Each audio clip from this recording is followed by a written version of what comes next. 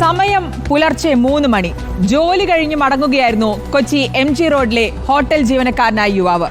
പെട്ടെന്നായിരുന്നു ഒരു സംഘം യുവാവിനെ തടഞ്ഞു നിർത്തി ബ്ലേഡ് കൊണ്ട് ആക്രമിച്ച് മൊബൈൽ കവർന്നത്. യുവതിയടക്കം 3 പേരടങ്ങുന്ന സംഘത്തെ പോലീസ് പിടികൂടി. ഒരു പ്രതി കൂടി പിടിയിലാകാനുണ്ട്. ഈ പ്രതിക്കായി അന്വേഷണം ഊർജിതമാക്കിയത് പോലീസ് പറയുന്നു.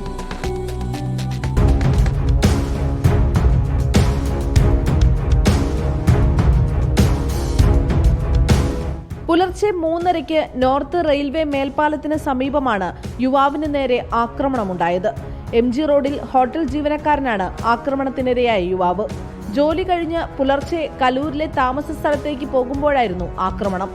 ഓവർബ്രിഡ്ജിന് സമീപം യുവാവിനെ തടഞ്ഞു നിർത്തിയ സംഘം പണം ആവശ്യപ്പെട്ടു. കയ്യിൽ പണമില്ലെന്ന് പറഞ്ഞതോടെ മൊബൈൽ ഫോൺ തട്ടിയെടുത്തു. യുവാവിന്റെ കയ്യിൽ നിന്ന് മൊബൈൽ ഫോൺ തട്ടിയെടുത്ത ശേഷം ബ്ലേഡ് ഉപയോഗിച്ച് കഴുത്തിലും കയ്യിലും മുറിവേൽപ്പിക്കുകയായിരുന്നു. ആക്രമണം നടത്തിയ 4 സംഘത്തിൽ 3 പേരെ പിടികൂടി. ഇന്ന് പുലർച്ചെ ഏതാണ്ട് ഒരു 3:30 മണിയോടുകൂടി നോർത്ത് റെയിൽവേ പാലത്തിന് സമീപമാണ് ഈ കവർച്ച നടക്കുന്നത്. അത് ഒരു 4 സംഘമാണ്.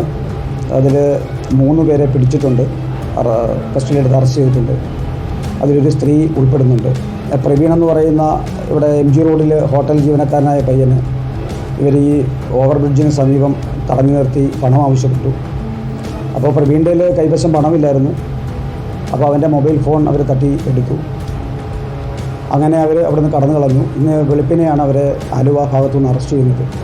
ഈ ബിജി എന്ന് പറയുന്ന സ്ത്രീ കോട്ടയം സ്വദേശിയാണ്. അവർ പല വീടുകളിൽ ജോലിക്കൊക്കെ ജോലിക്ക് നിന്നതായിട്ട് പറയുന്നുണ്ട്.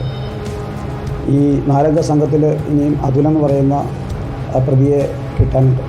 എറണാകുളം നോർത്ത് പോലീസാണ് പുലർച്ചെ ആലുവ ഭാഗത്തു നിന്ന് പ്രതികളെ പിടികൂടിയത്. കവർച്ച സംഘത്തിലെ ബിജി എന്ന യുവതി കോട്ടയം സ്വദേശിയാണ്. കണ്ടെത്താനുള്ള ഒരു പ്രതിക്കായി അന്വേഷണം ഊർജിതമാക്കിയിരിക്കുകയാണ് പോലീസ്. റിപ്പോർട്ടർ, കൊച്ചി.